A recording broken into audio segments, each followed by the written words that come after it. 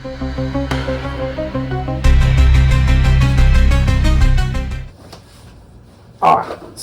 we're going to do a little series here. It's all going to be based on this one video, and it's going to be basically, I know more than a black belt. And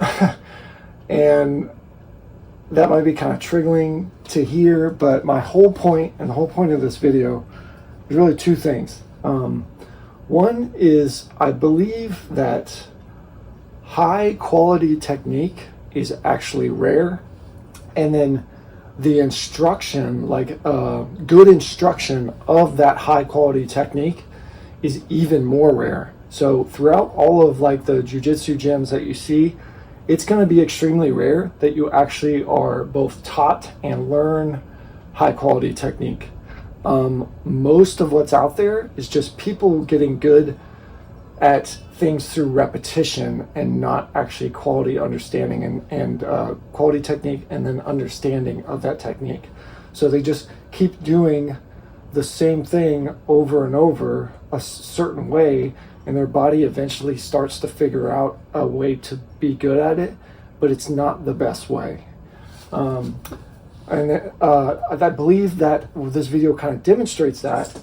And then the other thing is, I kind of like when we think about belts and jiu-jitsu belts, there isn't really, it's kind of an enigma, right? There isn't really a good test, and this is the most common test I see. So I kind of just want to critique and dissect the whole process of what do we try to do or show or test when we have a person demonstrate technique. Because the obvious thing I would think is I'm trying to figure out if he actually knows and understands deeply the most efficient ways to do these things to control a person.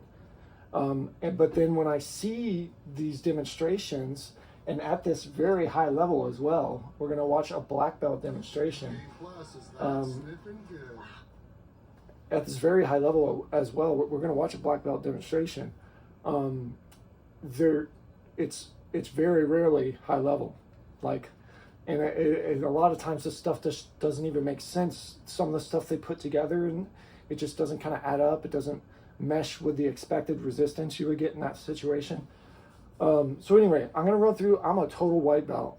I have been doing jiu-jitsu on and off for a long time, over 10 years, but I've never got a belt. I've never went for a belt. I was never interested in a belt. But the knowledge that I've accumulated over the years, I feel like is better, or at least on par with most black belts. And I want to be clear too, this isn't to say like, this guy we're going to watch here, Devin Turner, I think it is, he can whoop my butt at jiu-jitsu. Like, he's better. He's more skilled at jiu-jitsu. I just really want to focus on the technique side of things and like what it really is the most efficient stuff. So I'm really hoping some engagement with these videos.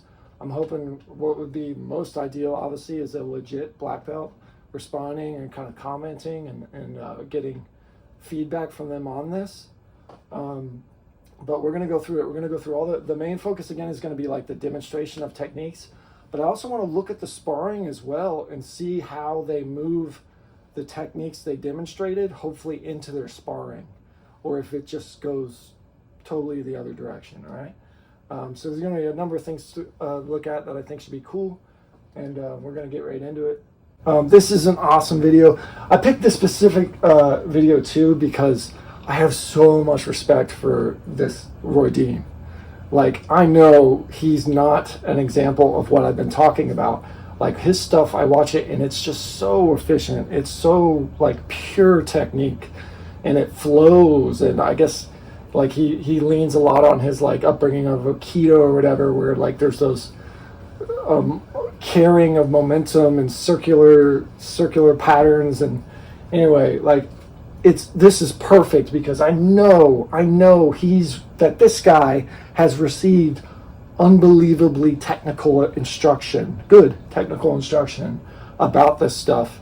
And then we're still going to go through it and see the pitfalls and like how stuff just doesn't add up.